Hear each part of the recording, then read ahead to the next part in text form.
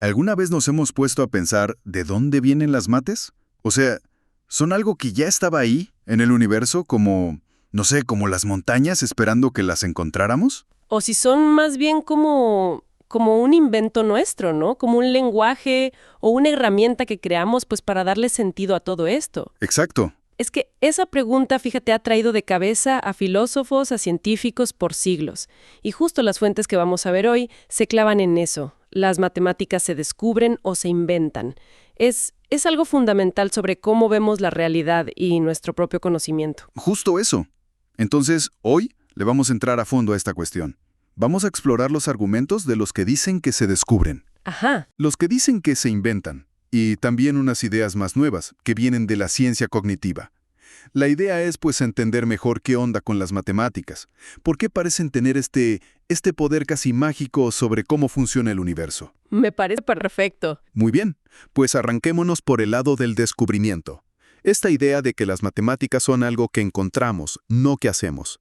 ¿Qué respalda esta visión? Mira, esta perspectiva, que a veces le llaman platonismo o realismo matemático, lo que propone es que las cosas matemáticas, piensa en los números, las figuras geométricas, las relaciones lógicas, existen de verdad, objetivamente. ¿Existen dónde? ¿Como en otro plano? Pues en un reino abstracto, digamos, fuera del espacio y del tiempo, independientes de nosotros. Nosotros no las creamos, sino que simplemente, pues las vamos descubriendo. Varias líneas que apuntan a eso. Una que llama mucho la atención es cómo la naturaleza misma parece, pues, hablar en lenguaje matemático. La secuencia de Fibonacci, por ejemplo. Ah, claro, esa de 1, 1, 2, 3, 5. Esa misma, donde cada número es la suma de los dos anteriores. Pues resulta que aparece de forma súper sorprendente en cómo se acomodan las hojas en un tallo o en las espirales de los girasoles. En las conchas de mar también, ¿no? Exacto, en algunas conchas. O piensa en la proporción áurea, que sale de Fibonacci. Se encuentra en muchas estructuras naturales y se ha usado en el arte, en la arquitectura por miles de años, como si apuntara a una armonía universal. ¿Es verdad? ¿Es verdad? Esos patrones parece que ya estaban ahí, funcionando, mucho antes de que alguien les pusiera nombre o se pusiera a estudiarlos. Como si la estructura matemática fuera anterior a que nosotros nos diéramos cuenta. Exacto. Y no es solo cosa de estética, ¿eh? Las leyes fundamentales de la física, desde la gravedad que mueve los planetas hasta cómo interactúan las partículas subatómicas, todo eso se expresa con una precisión increíble usando ecuaciones matemáticas. Ajá. Esto sugiere que las matemáticas no son solo un modelo útil que inventamos, sino que chance y son parte del tejido mismo del universo, como si el cosmos funcionara con principios matemáticos propios. Y esta idea de una realidad matemática que existe por sí misma también se apoya mucho en la lógica, ¿no? Así es. Un argumento bien fuerte es la objetividad y la universalidad de las verdades matemáticas. O sea, matemáticos de culturas distintas, de épocas distintas, trabajando sin conocerse, llegan a los mismos resultados. Como el teorema de Pitágoras. Exacto. El teorema de Pitágoras vale aquí, en la antigua Grecia, y valdrá en cualquier civilización futura que desarrolle geometría. Que 2 más 2 sean 4 parece una verdad absoluta, ¿no? Independiente de la mente que lo piense. Sí, totalmente. Y quizás el golpe lógico más fuerte del siglo XX vino de Kurt Gödel, con sus famosos teoremas de incompletitud, allá por 1931. Uf, Gödel. Eso suena denso. Y lo es. Gödel demostró algo súper profundo. En cualquier sistema matemático formal que sea lo bastante potente como para incluir la aritmética básica, siempre va a haber afirmaciones que son verdaderas dentro de ese sistema, Ajá. pero que no se pueden demostrar usando las reglas y los axiomas de ese mismo sistema. A ver, espera, eso está fuerte. ¿Significa que hay verdades matemáticas que están más allá de lo que nuestras propias herramientas lógicas pueden probar? Como si la verdad, así con mayúscula, fuera más grande que nuestra capacidad de demostrarla formalmente. Precisamente. Para Gödel y para muchos platónicos, esto era una señal clarísima de que la verdad matemática es una propiedad objetiva, que existe por sí misma, independientemente de si nosotros podemos formalizarla o demostrarla. Wow. Él creía que las matemáticas describen una realidad no sensible, tan objetiva como el mundo físico, pero a la que accedemos de otra forma. O sea, la verdad matemática y la demostración formal no son exactamente lo mismo. Y luego está esa frase famosa del físico Eugene Wigner sobre la irrazonable eficacia de las matemáticas en las ciencias naturales. Suena casi a milagro, ¿no? Sí, totalmente. Wigner expresó justo eso, su asombro de cómo conceptos matemáticos que a veces se desarrollan por pura curiosidad abstracta, sin pensar en ninguna aplicación. Ajá, como un juego intelectual. Exacto, como un juego.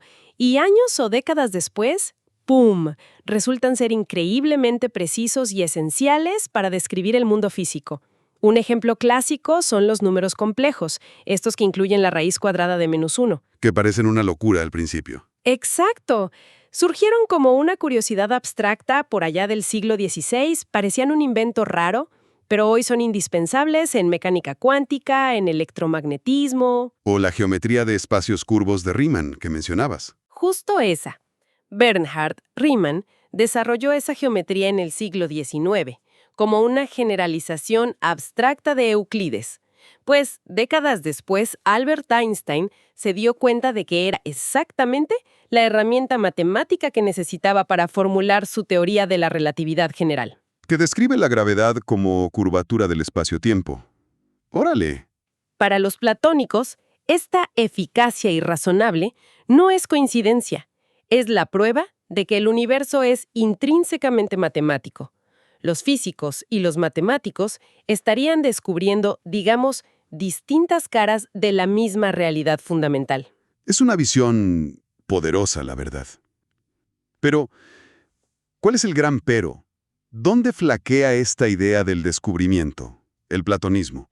El principal problema es epistemológico, o sea, tiene que ver con cómo podemos conocer esas verdades. Se conoce como el dilema de Benacerraf. ¿Ok? ¿Y qué dice? Pues básicamente, si los objetos matemáticos, como los números o los conjuntos, existen en ese reino abstracto, platónico, que no tiene conexión causal con nuestro mundo físico, ¿cómo podemos nosotros, seres físicos encerrados en el espacio-tiempo, tener acceso a ellos? ¿Cómo sabemos algo sobre ellos? Claro, nuestros sentidos y nuestro cerebro interactúan con lo físico, ¿no? Exacto.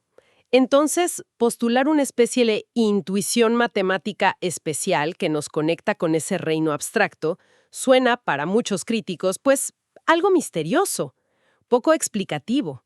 ¿Cómo funciona esa visión matemática? No queda claro. Entiendo. Es difícil explicar cómo nos conectamos con ese supuesto reino abstracto. Bueno, eso nos lleva de forma natural a ver la otra cara de la moneda. ¿Qué pasa si las matemáticas no están allá afuera, sino que son algo que nosotros construimos? Hablemos de la perspectiva de la invención. Claro, quienes defienden que las matemáticas son una invención humana argumentan que los axiomas, las definiciones, los teoremas son construcciones deliberadas de nuestra mente. Como herramientas que fabricamos. Exacto, como herramientas. Y señalan la diversidad de sistemas matemáticos que hemos creado. Diferentes bases numéricas, decimal, binaria, distintas geometrías. La de Euclides, pero también la hiperbólica, la elíptica, varios tipos de lógica. ¿Cierto? No hay una sola matemática. Pues eso sugiere que diseñamos estas herramientas conceptuales para propósitos específicos. Organizar nuestra experiencia, resolver problemas, modelar fenómenos. Las matemáticas serían un lenguaje súper sofisticado, una caja de herramientas increíblemente útil, pero creada por nosotros, no descubierta en algún lado. Vale.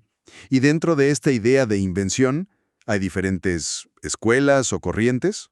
Para los formalistas, las matemáticas son en esencia como un juego muy elaborado. Un juego. Sí, un juego de manipular símbolos siguiendo reglas estrictas, que son los axiomas, sin preocuparse demasiado por su significado real o su conexión con el mundo. La verdad matemática sería simplemente la consistencia interna, y si algo se puede demostrar dentro de ese sistema formal. Pero, hace rato mencionaste a Gödel. ¿Sus teoremas no le pegaron a esta visión formalista? Totalmente. Los teoremas de incompletitud de Gödel fueron un golpe durísimo para el formalismo puro de Hilbert. porque mostraron que la verdad matemática, al menos en sistemas suficientemente ricos, va más allá de la simple demostrabilidad formal dentro del sistema. Claro. ¿Qué otra escuela importante hay dentro de la invención? Mencionaste el intuicionismo.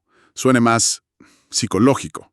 Sí, el intuicionismo que lideró L. J. Brouwer es todavía más radical. Sostiene que las matemáticas son fundamentalmente una actividad mental, una construcción que surge de nuestra intuición más básica del tiempo y la secuencia.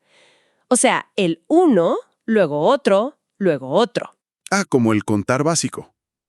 Algo así. Para un intuicionista, los objetos matemáticos y las verdades matemáticas solo existen si pueden ser construidos por la mente humana. Una afirmación matemática solo es verdadera si puedes dar una construcción mental directa de su prueba.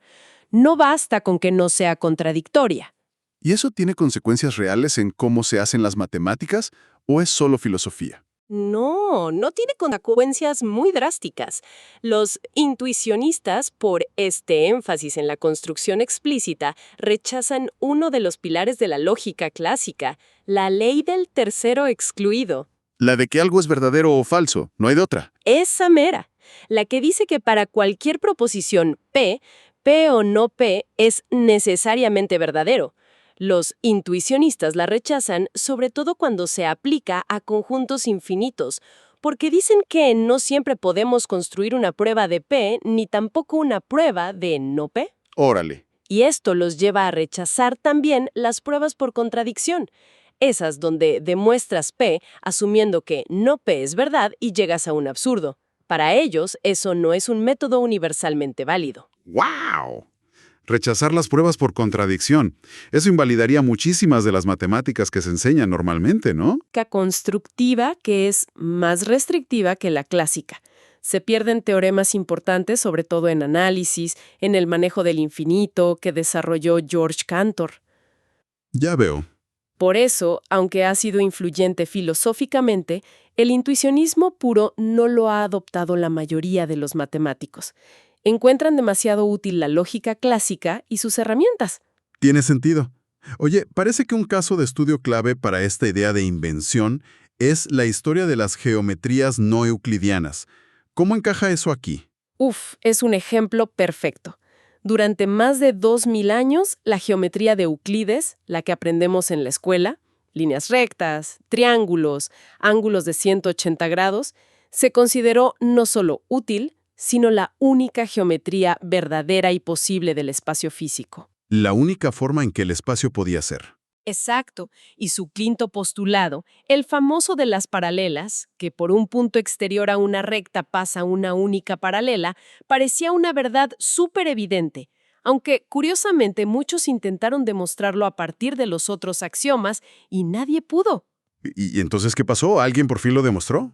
No, lo que pasó fue mucho más revolucionario. En el siglo XIX, matemáticos como Carl Friedrich Gauss, aunque él no lo publicó en vida, Janos Boldia y Nikolai Lobachevsky se atrevieron a hacer lo impensable. ¿Qué hicieron? Negaron el postulado de las paralelas, exploraron lógicamente qué tipo de geometría resultaría si por un punto exterior a una recta no pasara ninguna paralela o si pasaran infinitas paralelas. Se salieron del guión. ¿Y llegaron a una contradicción? ¿Demostraron que Euclides tenía razón al final? No, y esa fue la gran sorpresa. No encontraron ninguna contradicción lógica. Al contrario, desarrollaron sistemas geométricos completamente nuevos, perfectamente coherentes y llenos de teoremas interesantes. La geometría elíptica, que funciona, por ejemplo, en la superficie de una esfera, y la geometría hiperbólica, que se parece a una silla de montar. O sea, inventaron geometrías nuevas y consistentes. Exactamente. Inventaron nuevas geometrías. Eso sí que cambia toda la perspectiva. Sugiere que no había una sola geometría verdadera esperando ser descubierta. Justo. Demostró que podemos elegir diferentes conjuntos de axiomas fundamentales y construir mundos geométricos distintos, todos lógicamente válidos. La verdad matemática, entonces, se movió de ser una descripción única de la realidad a ser más bien una cuestión de consistencia interna dentro del sistema axiomático que elijas. Y luego la física diría cuál se ajusta mejor al mundo real. Relatividad general de Einstein usando la geometría de Riemann, que es una generalización que incluye estas geometrías no euclidianas, mostró que una de estas geometrías inventadas describía mejor nuestro universo a gran escala que la de Euclides. O sea, las matemáticas pasaron de ser vistas como el lenguaje único de la naturaleza. Hacer una caja de herramientas con múltiples lenguajes posibles, y la ciencia elige cuál le sirve mejor para cada cosa. Un cambio de paradigma total. Ok. Hemos explorado el descubrimiento por un lado, la invención por el otro. Argumentos fuertes y debilidades en ambos casos. Pero, a ver, parece que forzar una elección entre o es una o es la otra podría ser, pues muy simple, ¿no? ¿Existe alguna manera de reconciliar estas ideas? ¿Una tercera vía? Sí, y esa es una dirección súper interesante que ha ganado mucha fuerza, sobre todo con los avances en ciencia cognitiva y neurociencia en las últimas décadas. Esta tercera vía sugiere que esa dicotomía, descubrimiento versus invención, chance y es falsa, o al menos incompleta. ¿Cómo así? Que quizás la respuesta es una mezcla, y que entender cómo surgen las matemáticas en nuestra mente, en nuestro cerebro, es clave para desenredar esto. Ah, o sea, meternos a cómo pensamos matemáticamente. Exacto. La ciencia cognitiva investiga justo eso. Cómo nuestro cerebro y nuestra experiencia corporal le dan forma a nuestro pensamiento matemático. Por ejemplo, neurocientíficos como Stanislas Dehaene han presentado evidencia de que los humanos, e incluso algunos animales, nacemos con un sentido numérico innato. ¿Un sentido numérico? ¿Como un instinto para los números? Áreas del cerebro, como el surco intraparietal.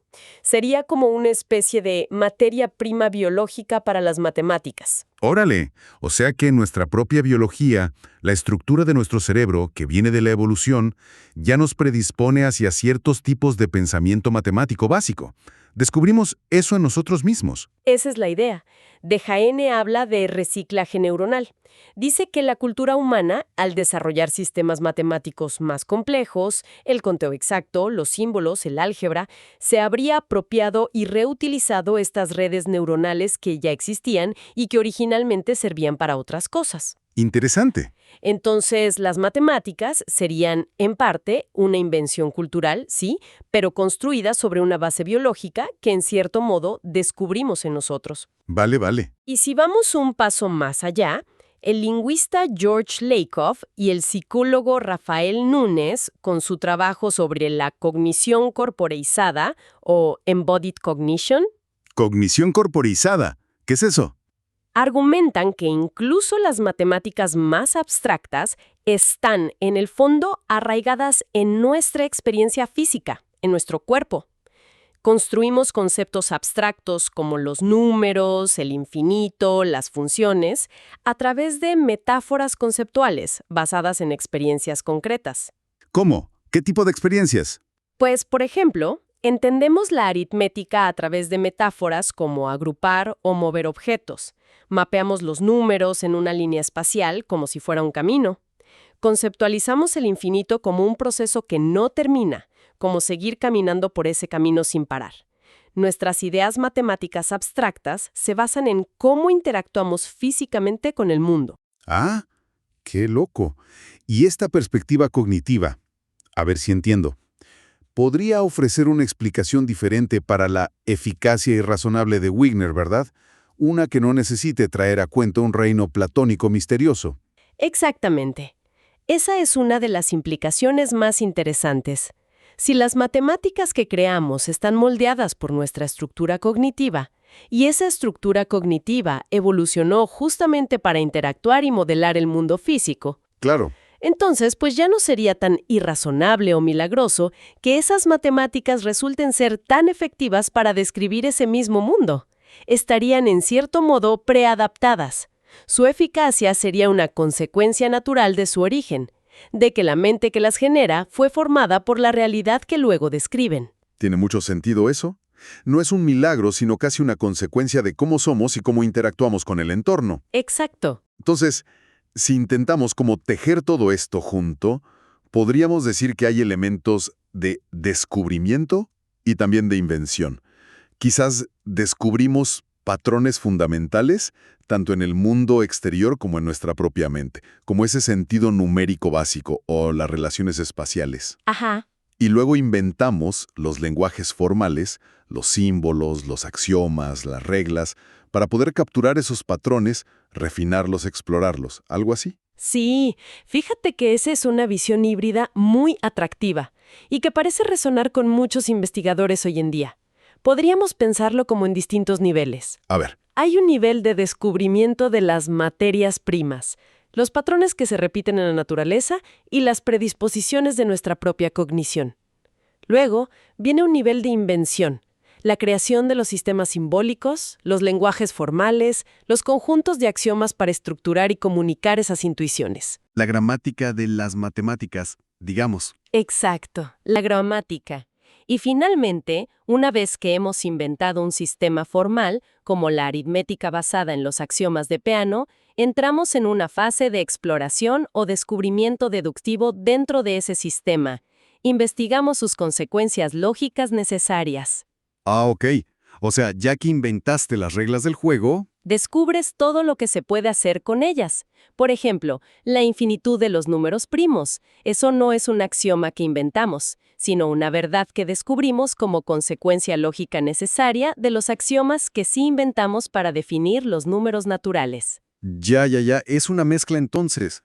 Descubrimos la materia prima, inventamos las herramientas y luego descubrimos lo que podemos construir con esas herramientas. Algo así, es una interacción constante. Bueno, entonces, parece que la respuesta a la pregunta inicial, invención o descubrimiento, pues no es un simple sí o no, es más complicado. Hemos visto los argumentos fuertes para el descubrimiento, los patrones en la naturaleza, la eficacia en la física, la objetividad, Ajá. los argumentos para la invención, la diversidad de sistemas, las geometrías no euclidianas, el papel de la mente, y esta visión desde la cognición que como que las integra, ¿no? Sí, es una interacción compleja. Las matemáticas parecen ser, a la vez, un espejo que refleja estructuras profundas de la realidad y de nuestra propia mente, y también una creación increíblemente poderosa del intelecto humano, una herramienta que nos permite ir mucho más allá de lo que podemos observar directamente. Como que tienen una doble cara. Exacto, y quizá es precisamente esa dualidad la que les da su poder tan único, y ese aire de misterio que siempre las ha rodeado. Nos deja pensando mucho, ¿no? ¿Qué son entonces las matemáticas al final? ¿Son el código secreto del universo que apenas estamos empezando a descifrar? ¿O son la manifestación más pura de nuestra propia capacidad humana para encontrar, o quizás imponer, orden y estructura al caos aparente del mundo? ¡Uf! ¡Qué preguntas! Entender esto es crucial, creo, porque impacta cómo vemos la ciencia, la tecnología, incluso los límites de lo que podemos conocer. Totalmente. Es una pregunta que invita a seguir explorando, a seguir pensando sobre la naturaleza misma del conocimiento y de la realidad. Esa danza única entre la mente humana y el cosmos, como dicen algunas de las fuentes, es lo que hace a las matemáticas tan especiales, tan fundamentales. Una danza. Me gusta esa imagen. ¿Sí? Quizás su verdadero poder no reside en ser puramente una cosa o la otra, descubrimiento o invención, sino justamente en esa tensión dinámica y superproductiva entre lo que encontramos allá afuera, en el universo, y lo que construimos aquí adentro, con nuestra inteligencia.